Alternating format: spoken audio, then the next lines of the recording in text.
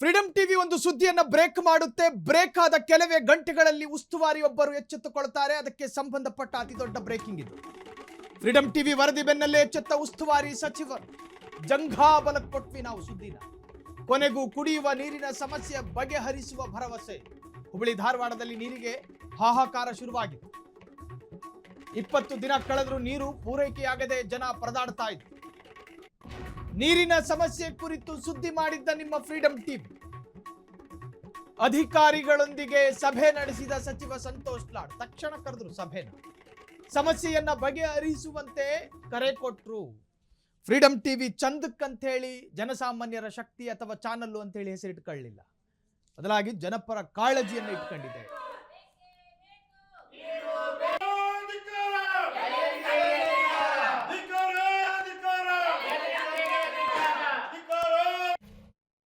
We are very thankful to the Honorable District Minister Sri Santosh Ladwest in 1928 with having more than 16,000 members from the different industry, trade and commerce. We are conducting one economics exhibition exhibited from the industry, trade and commerce and from various sectors. I would like all the department units also coming into this economics and one to logistic conclave, on the agriculture conclave to farmers, than the research-oriented organization. I welcome you all on behalf of Kannada Chamber of Commerce and Industries. We are very thankful to the Honorable District Minister Sri Santosh Ladwest in 1928 with having more than 16,000 members from the different industry, trade and commerce.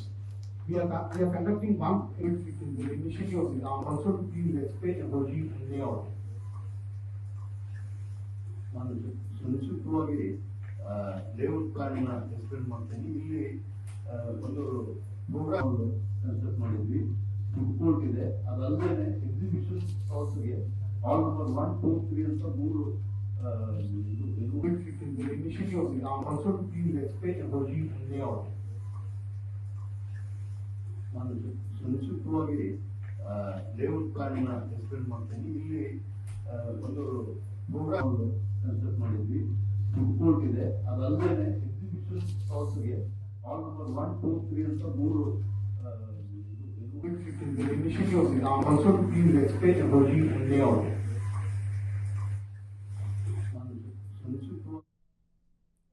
ಕ್ಷಣ ಕ್ಷಣದ ಸುದ್ದಿಗಳಿಗಾಗಿ freedom TV subscribe ಮಾಡಿ, like ಮಾಡಿ ಹಾಗೂ follow ಮಾಡಿ.